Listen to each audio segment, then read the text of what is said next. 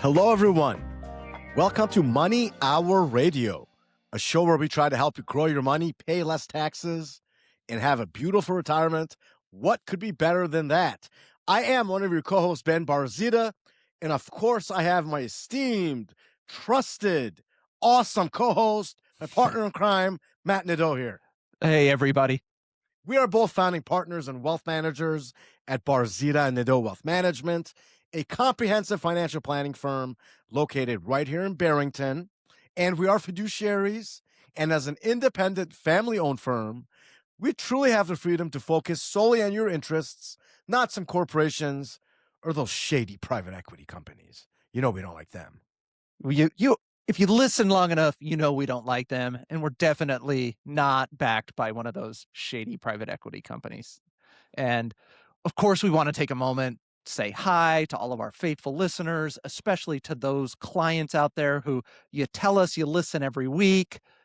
Thank you very much. And of course, we appreciate the trust that you've placed in us, and we love every one of you. And we have a pretty great show. I know we always say that, but there's some really interesting topics that we want to bring to you guys this week. And we've talked a lot about how important earnings are going to be for the driver of this market moving forward. And this was a lot of the big magnificent 7 companies that all had earnings this week.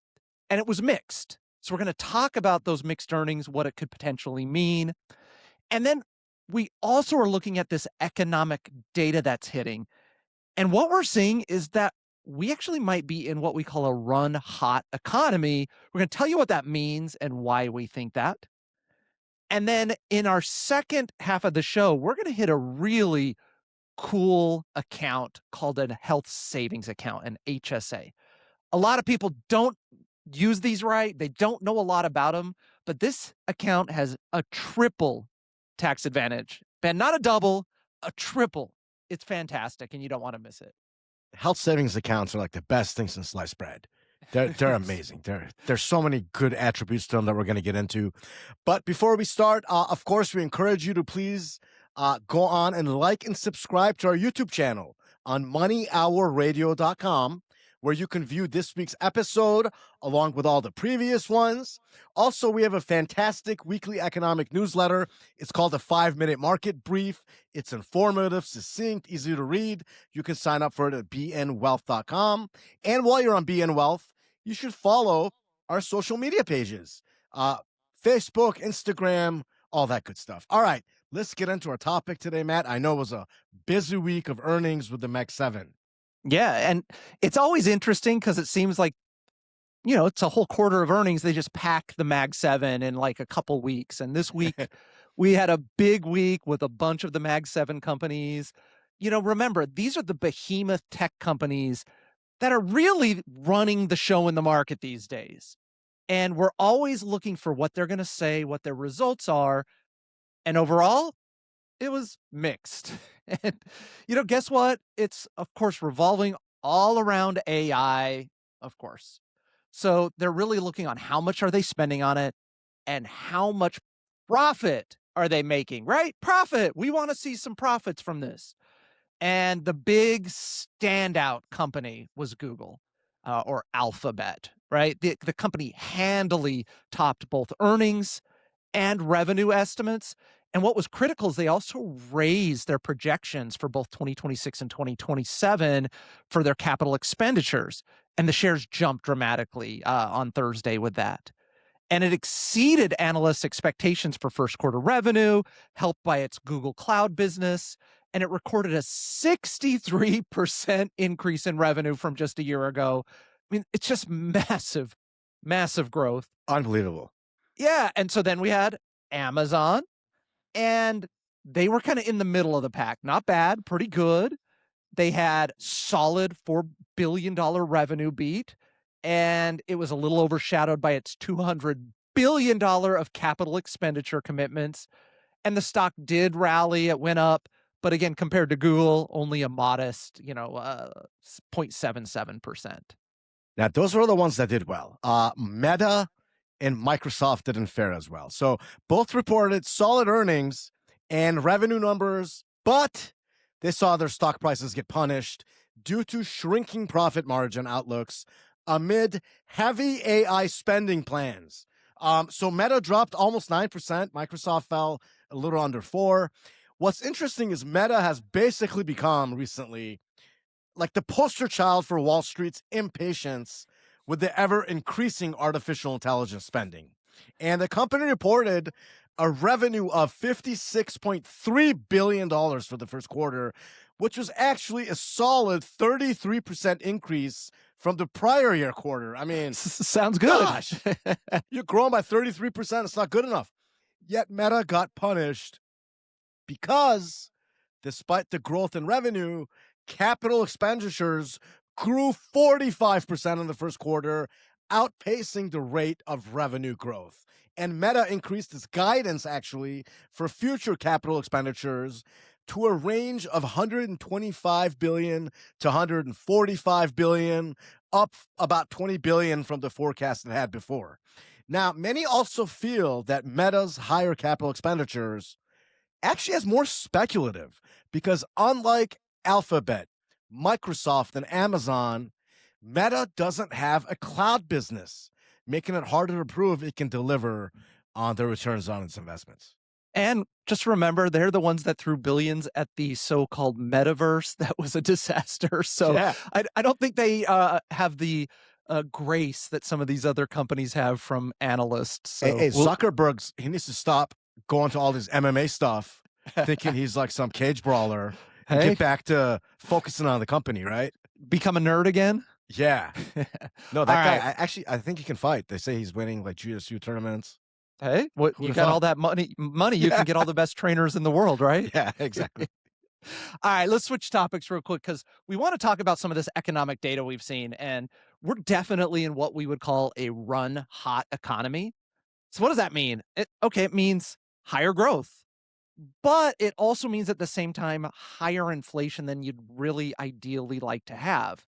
So that doesn't sound overly positive, but it actually is a pretty positive development and certainly way better than the opposite, which would either be recessionary or stagflation, slowing the economy.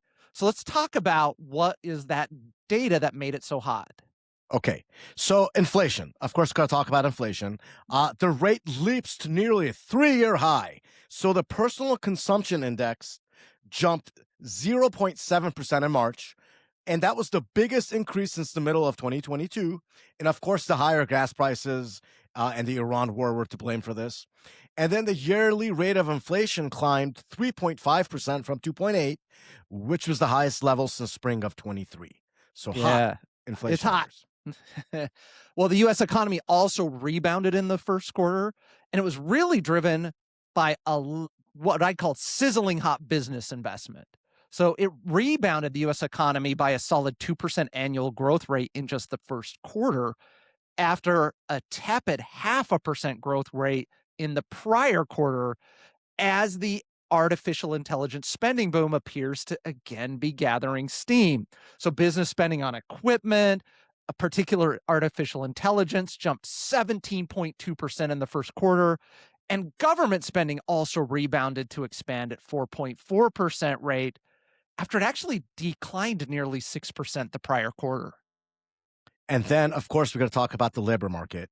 So we are in what you call a no hire, but no fire jobs market. So on the labor front, actually, U.S. jobless claims sank to a 57-year low, which was very positive. And what's interesting is people are saying that jobs aren't really easy to find or lose right now. And it's kind of created this odd situation in the labor market. But the bottom line is people have jobs, they're spending money, and that is good for the economy and the stock market. I know my wife's spending a lot of money right now helping stimulate things. Now, the reason for all of the inflation data, the reason it matters is, of course, the Fed. Wednesday's Fed meeting, we had a Fed meeting this week. It was kind of a non-event, but it actually saw the highest number of dissents among the voting members since 1992, as many actually saw rate hikes as a possibility in the near future. And actually, case in point, Fed funds futures have priced in a rate hike in 2027 at almost 20% odds, which was unheard of just a few months ago. Now, some of you might be thinking, okay, so what? If we're going to have a hot type of economy, run hot, in our opinion, what should we invested in? Where do I want to put my money? Well, in our opinion, it's very simple. Stocks, stocks, stocks, and sprinkle in some precious metals, right? And more importantly, the worst place is don't be overly invested in just cash. You don't want to, have too much in cash, especially with inflation still running high. So that's why in our advance and protect models, where we actively manage it for our clients, we are heavily invested in the market again. We were out of the market and in the safety of bonds for about 3 weeks in March and early April, while we were uncertain and the market was getting hit from the Iran war. We bought back in a few weeks ago, fully back to the races, 100% stock exposure in our more growth oriented models with MAG 7 exposure, precious metals. The key is we actively monitor our investments. We don't believe in riding the market all the way down, and we will get out of the market if things get too bad. So if you want to explore having your money invested in a way similar to ours, reach out online at bnwealth.com or call our office at 847-780-2980. And when we come back, we're going to talk about HSA accounts. You don't want to miss it. Welcome back. Thank you for tuning in. This is Money Hour Radio. It's a show where we help you try and grow your money, help you pay less taxes, and of course, have a beautiful retirement. I'm one of your hosts, Matt Nadeau. I have with me my esteemed, wonderful, I guess I got to say a bunch of nice things about you because you said them about me at the beginning, Ben Barzideh. Hello, everyone. And we're, of course, both founding partners and wealth managers at Barzideh and Nadeau Wealth Management. It's a comprehensive and independent financial planning firm. We're located locally right here in Barrington, and we're serving the greater Chicagoland area. And before we get into our topic today, just want to remind you again, please like and subscribe to our YouTube channel. It's called Money Hour. It's on moneyhourradio.com. And then also please subscribe to our weekly economic newsletter if you get a chance. It's such a good newsletter. We talk about what we're seeing in the economy, what we're seeing that week, our thoughts on where things are headed. A lot of times, if we're getting in or out of the market that week, we're going to talk about it in that report. You can sign up for that at bnwealth.com. All right. We're going to get into our financial planning topic of the section of today, and it has to do with health savings accounts. And they are sometimes shortened to HSAs. And they are literally, in my opinion, the best thing since sliced bread. I mean, I can't think of any like investment vehicle with as many benefits as HSAs have. And they're designed to help individuals save and pay for your medical expenses. And while often associated with short-term healthcare costs, health savings accounts can actually function as a super powerful long-term savings and investment vehicle when used strategically. Yeah, and we often see that even people who have them don't use them quite right. So let's talk about them and how they work. So first of all, an HSA, it is, as Ben was saying, a tax advantage savings account, and it's only available to individuals who are enrolled in a high deductible health plan. So to qualify, you generally must have an eligible high deductible health plan and have no disqualifying additional coverage. And the big key one here is not being enrolled in Medicare. That typically means you're not going to qualify. So once you are enrolled in an HSA, now you can start contributing money into the account up to these annual limits that they set by the IRS. So for example, in 2026, an individual can put up to $4,400.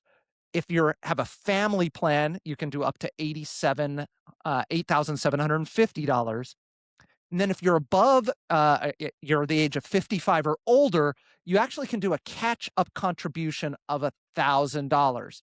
And it's key, it's 55 and older. It's not 50 and older like it is with your 401k or your IRA. Of course it's not, right? They couldn't make it easy for you, right? None of it all lines up. Just confuse you even more. So the funds in your health savings account can be used for a variety of things regarding medical expenses, such as deductibles, co-payments, prescriptions, dental and vision care. And then unlike flexible spending accounts, which are called FSAs, HSA funds actually roll over year after year and remain yours even if you change jobs or insurance plans. I mean, what could be better than that? And then many HSAs also allow you to invest, and this is key. You can invest your balance in mutual funds, ETFs, other type of areas, stocks. Basically, it enables you the potential for long-term growth similar to kind of a retirement account. Yeah, and here's what trips people up. A lot of times they set up this HSA account and then they immediately use it for throughout the year for medical expenses. To get the triple tax advantage, which that's what HSA are best known for, you've got to look at a few tools here. And so let me tell you what the three tax advantages are. One, when you put money into it, you get a tax deductible contribution. So contributions lower your current tax bill. Two, the growth grows tax free. So this is where investing it, having it grow, any interest, dividends, capital gains, nothing is taxed while it's growing in the account. And then three, here's where you get an even more powerful benefit. Money used for qualified medical expenses is tax free. You don't pay taxes on any of that money. So this three-layer benefit makes HSAs even more tax efficient than your typical retirement accounts, your 401ks, your IRAs, or even a Roth. And in some cases, payroll contributions are also exempt from Social Security and Medicare taxes, which is even more savings. So remember, when you do also in the future pull out HSA money, if it's a qualified medical expense, it doesn't add to your AGI. So I can't think of anything out there that's a more tax favored vehicle. I mean, even 529s are not as tax friendly because you don't get federal tax deductions for contributions in the 529s. It's so powerful. I mean, again, I can't think of anything that's better in that realm for those objectives. And then, so there's some additional benefits. So besides the tax savings that you were talking about, Matt, HSAs also offer several practical and strategic advantages. So one, it's called portability. So the account belongs to you, not your employer. So as you change jobs, you can carry the HSA with you. There is no use it or lose it rule. So, like we mentioned earlier, funds that you don't use roll over indefinitely, allowing for long term accumulation. And it can also be a retirement planning tool. So, after the age of 65, you can withdraw funds for non medical expenses without any penalties. Although, if it's for non medical, you are going to have to pay income taxes on the gains, but no penalties. And healthcare cost planning, they're important for that. Health savings account can be used to cover expenses in retirement, which, by the way, healthcare costs can be a huge burden in retirement. So it can help you with that. And because of these features, some financial planners view health savings accounts as kind of a stealth retirement account, especially if you can afford to pay your current medical expenses out of pocket and let the health savings account grow. And actually, the best way, in my opinion, to utilize this is as you're building up your money in there, you always want to keep a certain amount of it in cash. So maybe a year's worth of expenses that you'll think that you'll have to pay for out of that health savings account.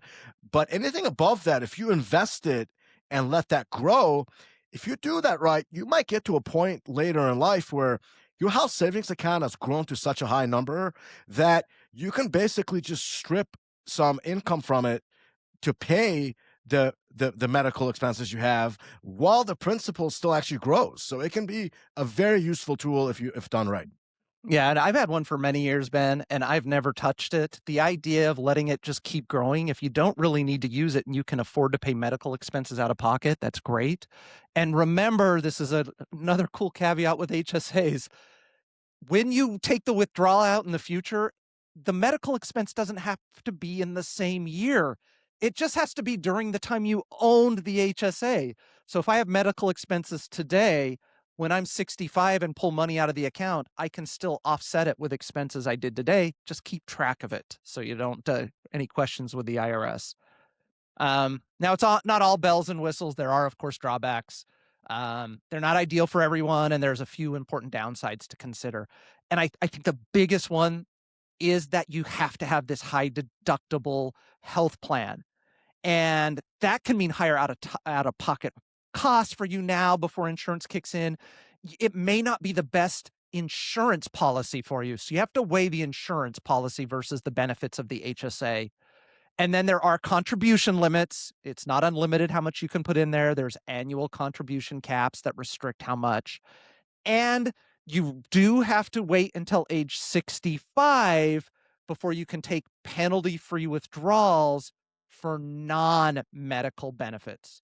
And Of course, it couldn't be 59 and a half, right? no, Just like nothing everything matches. else. So the thing is remember, it's not 59 and a half, it's 65. And if you take it before that, you're going to be subject to taxes and penalties. And guess what? It's not easy. Again, it's not a 10% penalty like your IRA. It's 20. So they're messing with us all around. And No doubt. additional, if you have frequent medical needs, then you've got to really look at if this high deductible plan outweighs the tax benefits. No doubt. Again, we try to be balanced here, and we want to talk about pros and cons, but we're kind of stretching a little bit for the cons. They're like, there's a maximum annual limit. It's like, these are such good vehicles, in my opinion. So Yep. health savings accounts, at the end of the day, here's the bottom line. They combine flexibility, tax efficiency, and long-term growth potential in a way that really few financial tools can match. And the triple tax advantage we've been talking about, which is tax-free contributions, growth, and withdrawals, it just makes them so appealing for individuals who want to reduce taxes while, of course, still saving for future healthcare costs. But like you said, Matt, you got to weigh this with how your current situation, how healthy you are. But if you're healthy and you don't expect a lot of medical expenses, then the high deductible aspect of it won't be as much of a problem. But as with any financial planning, investing, tax, or estate planning strategy, it is essential to work with a qualified professional who understands these concepts and can tailor them to your situation. And usually a good financial planner like us work the quarterback of your plan, and we help coordinate things with your other professionals like your CPA or your attorney. Yeah, And and again, if you're in need of a good financial planner, somebody who puts your interests first, I'd say please give us an opportunity to talk to you. We'd be honored. We'll go over your financial situation, your goals. We'll provide a free financial checkup where we analyze insurance, taxes, estate plan, investments. We'll go over our advance and protect process with you. And if things look good for you, we'll let you know. We'll give you some peace of mind. And if there's holes, we'll give you areas where you may want to, fix it. And many people have never had all of the areas of their financial life reviewed at once. And we would love to do that. If we can help you, that's great. If not, we'll still part as friends. So give us a call at 847-780-2980 or reach out online at bnwealth.com. We're out of time. God bless you, and we'll see you next week. bye, everybody.